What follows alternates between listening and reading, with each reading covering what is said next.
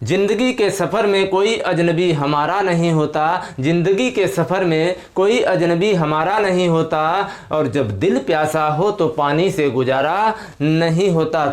मैं जसवंत राव आपके अपने यूट्यूब चैनल मैथ डेमोक्रेसी में आपका स्वागत करता हूं, और आज मैं परसेंटेज की एक और ज़बरदस्त क्लास लेकर आया हूं। और आपको परसेंटेज में कोई भी टेंशन लेने की ज़रूरत नहीं है। सिर्फ आप क्या करना है, सिर्फ आपको वीडियो में अंत तक बने रहना है। तो चलिए अब हम लोग बिना देरी किए हुए वीडियो को शुरू करते हैं। तो यहाँ पर देखिए, ऐसे सवालों में आपसे क्या पूछेगा। पहले तो एक सवाल का ये जो क्या नाम कह सकते हैं एग्जाम्पल है कि प्रशांत किसी वस्तु को 360 रुपये में बेचकर 20 रुपये लाभ कमाता है, तो उस वस्तु का क्रय मूल्य कितना होगा। तो देखिए, ऐसे सवाल आपसे अगर पूछे या फिर इसी पर आधारित और भी बड़े सवाल बनाए जा सकते हैं और बनाए भी जाते हैं। तो आपको पहले छोटे छोटे सवालों को बनाना पहले सीखिए। आपका यहाँ पर दिया गया है 20% लाभ दिया गया है। कब? उस वस्तु को बेचने के बाद, मतलब है कि जब बेचने के बाद, यानी कि विक्रय मूल्य पर लाभ कितना है, 20% है। तो इसका मतलब है कि जो 360 रुपये है ये 120% के बराबर है। भाई अब आपको इस तरह से याद रखना है, क्या चीज़? आपको ये याद रखना है कि यहाँ पर जो विक्रय मूल्य दिया गया है कि 360 रुपये में बेचकर 20 रुपये लाभ कमाता है।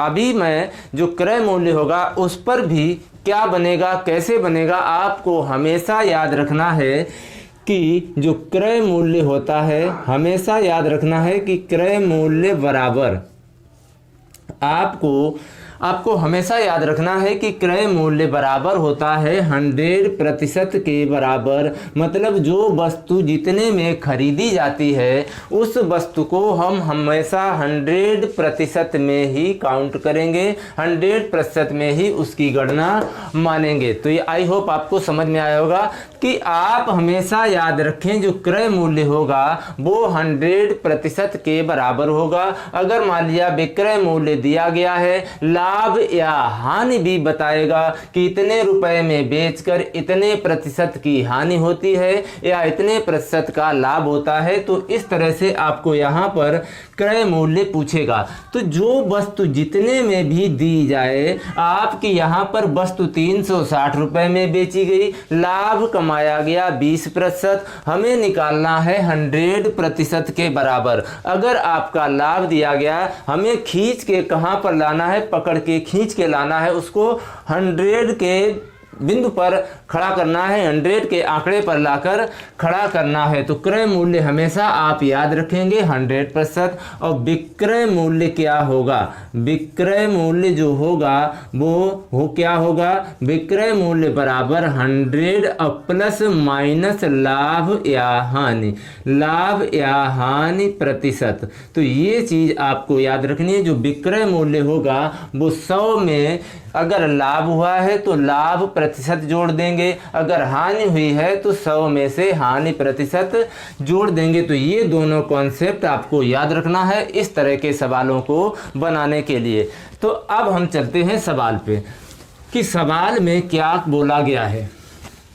अब हम चलते हैं सवाल में। देखिए, यहाँ पर कहा गया है कि 360 रुपये में बेचकर 20% लाभ कमाया गया। मतलब है 20% लाभ का मतलब है कि 100 में 20 जोड़ने के बाद जो मिलेगा वो हो जाएगा 360 के बराबर। तो 120% बराबर है कितना? 360।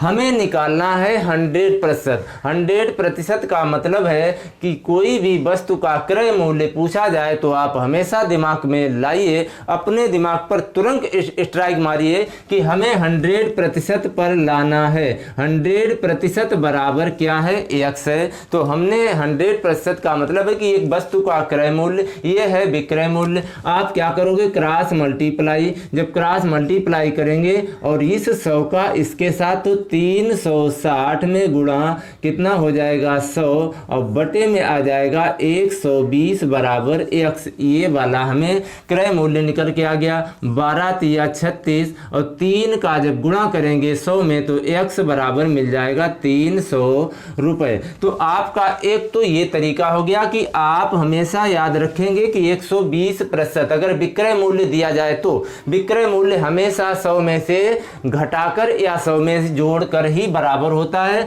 और आपको अगर क्रय मूल्य पूछा जाए तो हमेशा 100% बराबर x मान लेना, a मान लेना, j मान लेना, कुछ भी आप मान सकते हैं। तो इसका जो राइट आंसर होगा वो हो जाएगा 300 रुपये। आप एक तरह से और भी इसको कर सकते हैं कि दूसरा कॉन्सेप्ट इसका क्या है कि 120% मतलब 20% लाभ है, तो इसका मतलब है कि 120% बराबर 360 है। हमें 100% निकालना है, हमें निकालना है 100% बराबर 360 में ये 120 का भाग लगा देंगे और 100 से गुणा कर देंगे। एक तो वो भी तरीका है, एक ये भी 12 ये 0 से 0 कट गया, 12 एकन 12, 12 तिया 36 और 3 का जब 100 में गुणा करेंगे तो ये मिल जाता है आपका 300 रुपये वस्तु का क्रय मूल्य होगा। तो आई होप आपके बात ये समझ में आई होगी। अगर नहीं आई है तो आप थोड़ा सा इंतजार करिए। तो ये रहा आपके सामने अगला सवाल कि मनीषा किसी वस्तु को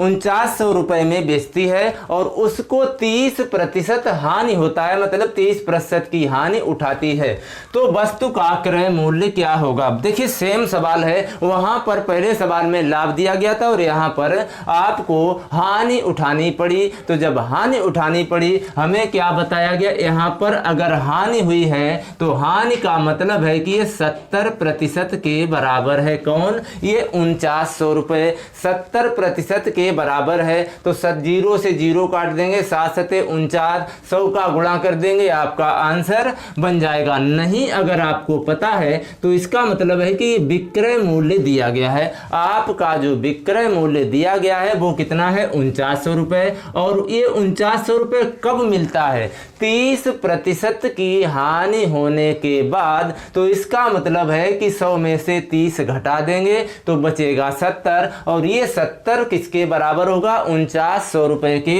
बराबर होगा। तो 70% बराबर कितना है 4900 रुपये। और आपको कहाँ पहुँचाना है 100 पे, क्योंकि क्रय मूल्य हमेशा 100% पर ही हमें ढकेल के ले जाना है। तो 100% बराबर आप हमेशा x मान लेंगे, क्रॉस मल्टीप्लाई कर देंगे तो ये हो जाएगा 70, x बराबर 4900 और में गुणा हो जाएगा 100। तो x बराबर 4900 में गुणा 100 और भाग लग जाएगा 70 का, 0 से 0 कट गया, 7 सते 49, तो ये 70 और 70 का जब 100 में गुणा करेंगे तो ये हो जाएगा 7000 रुपये। तो आई होप यहाँ तक कहानी समझ में आपको आई होगी। देखिए आपको कुछ नहीं करना है, क्या करना, इतना बड़ा प्रोसेस आपको इसलिए बताया कि अगर आपको ना समझ में आए कि किसका गुणा करना है, किसको बटे में ले जाना है, तो ये कन्फ्यूजन ना रहे इसके लिए ये हमने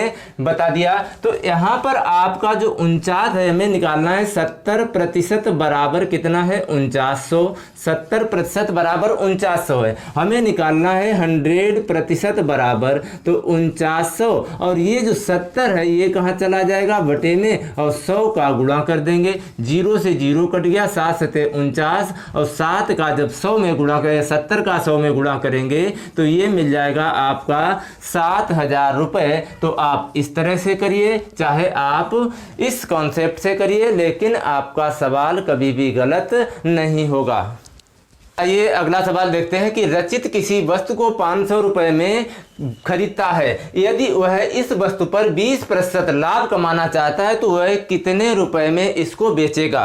तो बेचने वाला मूल्य विक्रय मूल्य होता है और खरीदा हुआ जो मूल्य होता है वो क्रय मूल्य होता है। और क्रय मूल्य हमेशा आपको हमने बताया कि हमेशा आपको 100% मानना है। तो 100% बराबर कितना है 500 रुपये, क्योंकि ये जो 500 रुपये रुपए है, ये इतने रुपए में खरीदता है, तो खरीदी हुई वस्तु जो है वो 100% में ही मानी जाएगी। और वह लाभ कमाना चाहता है, अगर लाभ कमाना चाहता है तो वो 120% पर बेचना चाहता है। अगर मान लिया वह 20% उसको हानि पर बेचता तो वह 80% पर उसको बेचना पड़ता। लेकिन यहाँ पर लाभ की बात कर रहा है तो ये हो जाएगा 120% पर कितने में बेचेगा। हमने x रख दिया भाई, इतने में बेचेगा। क्या करोगे, इसका गुणा कर दोगे, ये वाले से भाग लगा देंगे, तो ये हो जाएगा 120 में गुणा 500 और में भाग लगा देंगे कितने से, 100 से। ये दोनों जीरो से ये दोनों जीरो काट देंगे तो 12 पंचे 60 और एक ये वाले जीरो, तो ये इसका राइट आंसर होगा 600 रुपए में अगर वह बेचेगा 500 रुपए वाली वस्तु को तो उसको 20% लाभ होगा। तो आइए देखते हैं इस क्लास का अगला सवाल। अगले सवाल में यहाँ पर क्या बोला गया है कि सुदीप एक पुस्तक को 160 रुपए में खरीदता है। मतलब खरीदता है, खरीदी हुई वस्तु को आप तुरंत आपका दिमाग वहाँ पर जाना चाहिए कि जो खरीदी हुई वस्तु है यानी कि क्रय मूल्य है, और खरीदी हुई वस्तु को हमेशा आप 100% के बराबर ही मानेंगे। तो गलती से उसने क्या किया कि इस प्रकार बेच देता है कि उसे 20% की हानि हो जाती है। मतलब उससे गलती हो गई कि इस प्रकार बेच देता है कि उसको 20% की हानि हो जाती है, तो उसका विक्रय मूल्य क्या होगा। मतलब है कि 20% की अगर हानि हो गई, इसका मतलब है उसने 80% के बराबर में बेच दिया। अगर लाभ हो जाता तो वो 120% के बराबर बेचता। यहाँ पर अगर हानि हुई है तो हानि का मतलब है कि 100 में से आपको घटाने के बाद जो आएगा वो ही आपका पूछा गया है यहाँ पर।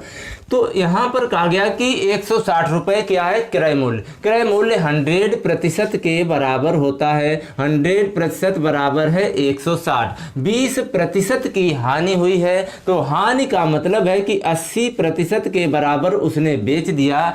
तो उसने कितने रुपए में बेचा, तो ये x का मान आपको निकालना है। इसका गुणा करिए, इससे भाग लगा देंगे तो ये हो जाएगा 160 में गुणा 80 और भाग लगा देंगे 100 से, जीरो से ये दोनों जीरो कट गई तो 16 अट्ठे 128।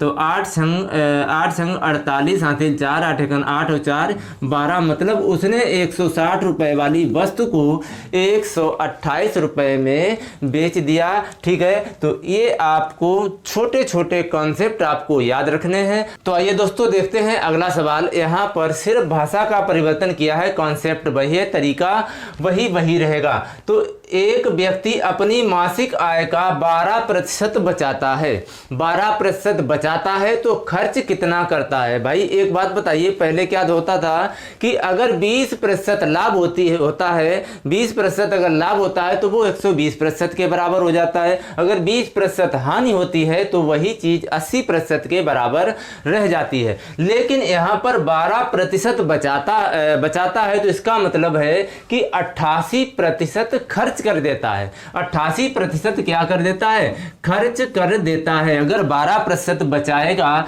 अगर 12% क्या करेगा, बचत करता है। अगर बचत करेगा तो इसका मतलब है कि उसका जो खर्च होगा वो कितने प्रतिशत होगा, 88% के बराबर होगा। और जो 88% है और उसका जो मासिक खर्च है तो वो 19,360 रुपए है। तो कह रहा है मासिक आय कितनी होगी। देखिए मासिक आय भी 100% ही होती है, क्रय मूल्य भी 100% होता है। तो चाहे क्रय मूल्य हो चाहे मासिक आय हो तो ये सारी चीजें 100% के बराबर ही मानी जाती हैं। और ये 88% क्या है, खर्च है। और यहाँ पर रुपए में खर्च कितना है, 19,360। प्रतिशत में खर्च कितना है, 8800। तो ये वाले दोनों कैसे होंगे भाई, बराबर होंगे। तो 88% बराबर कितना है, 19,360। हमें निकालना है मासिक आय। मासिक आय 100% होगी तो 100% बराबर हमने वही मान लिया क्या,